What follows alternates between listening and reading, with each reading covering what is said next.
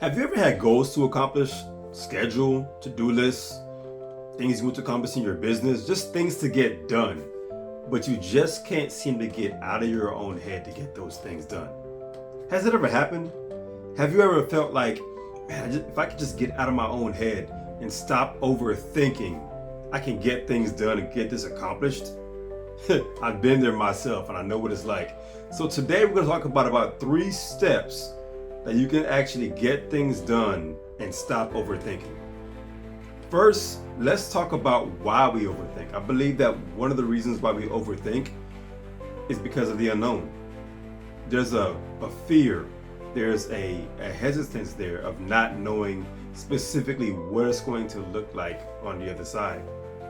And we get caught up in not knowing what it is going to look like, so we don't act because of that fear. And it's okay to have fear because it's an indicator, but it's not okay to allow that fear to hinder us from actually moving forward. Another reason why we have that is because we're trying to compensate or we're trying to avoid every possible situation or every possible scenario. So we're in our minds constantly thinking about what if this happens or what if that happens and what if this goes wrong. And the reality is you can't know every possible situation, but we're in our minds thinking about what may happen so that we can make some kind of adjustments to avoid those things. But sometimes it's good for us to have those setbacks because sometimes those setbacks are what allow us to continue to learn and to grow from. So is it always a good thing to avoid some of those things? I encourage you to sometimes welcome some of the challenges that come about when you start acting, because you can use those as leverage to continue to learn, to continue to grow, to be better at whatever it is that you're doing. So embrace that.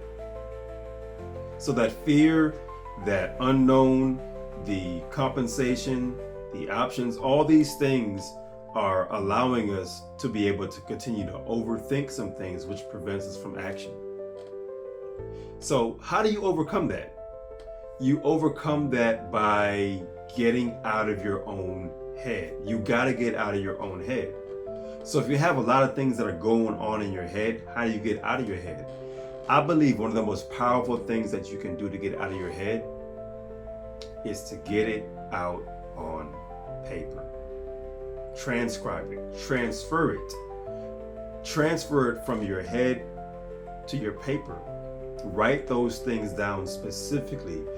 It can even be beneficial or helpful to write down the possible negative things. There's a couple of different ways you can go about approaching this. One of the things that you can do is you can write down every single bad or even the worst case scenario. Write it all down on one sheet of paper. And then draw a line, and on one side of the paper, you're going to write down every bad or possible situation that can go wrong when you start taking action. And then on a right situation, you're going to write down what you think. What goes right? No.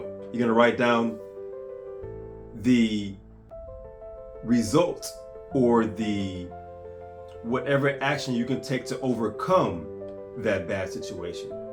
So I already know the worst case scenario under most circumstances is not going to happen. But for you to have a piece of your own mind, write it down. So even if that does happen, or if you just take a look at it and see, you already have a step in the right direction to overcome that situation. So you get it out of your own head by writing it down on paper specifically, whatever it's going to be. Now, when it also comes down to writing things, you want to write down things in complete details. Write down specifically what needs to be done. Oftentimes when we're in our own head, it's because we're thinking about the overall big picture of everything that needs to be done. So let's just take the well-known analogy, how to eat an elephant. Well, if you think about how to eat an elephant, if you really had a task or a goal to eat an elephant, if I'm sitting here and thinking about how big and how massive this huge meal is going to be, I may not even start because it's just too big. I can't see it being done. But what if I focused on all I have to do is take a bite? That's it. All you have to do is take one bite. All I have to do is cut one piece. So whatever actions that you have to take, focus on putting in complete details, that one specific action that's going to move you in a direction. Just write that one thing down. So that's step 2. Step 3 is to focus. Focus on what needs to be done. Now, I like the acronym for focus, which says focus is to follow one course until successful. So you're just doing one thing at a time. You're not focusing on doing so many different tasks.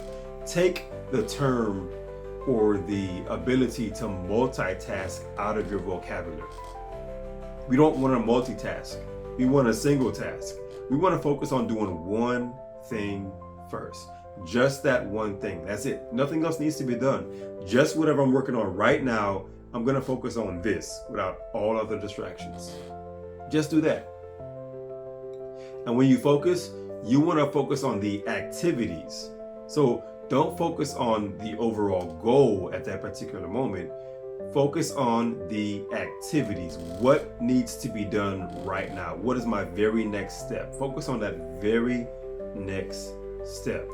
Don't even think about 2-3 steps down the line. Just think about that one thing that needs to be done right now.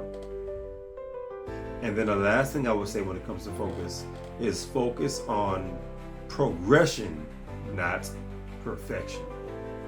See, oftentimes we overthink because we're thinking about it being perfect. It has to be this specific way, it has to look just like this, and it has to be exactly how you have it in your mind. It's not always going to be the case, and that's okay. What matters the most is that you're focusing on the fact that you are progressing. You are moving from where you are right now, and you're moving into where it is you ultimately want to be. So focus on the progression. Focus on the fact that if something does go wrong, or when something does go wrong, you are able to overcome it. So if you focus on one course to successful, you're focusing on the activities, and you're focusing on progressing, you're going to get ultimately where you'd like to become. So those are some of the secrets when it comes to how to take massive action without overthinking. First, understand why you're overthinking. And one of the things you can do is start breathing techniques when you start overthinking. Breathing techniques go a very long way. They allow you to slow down your brain, slow down what's going on, so that you can focus on what needs to be done. So I hope this little short training will be very helpful. Drop a link in the comments and let me know your thoughts. And I'm going to be doing a little bit more in-depth training for how you can actually do this. So I'll see you in the next video.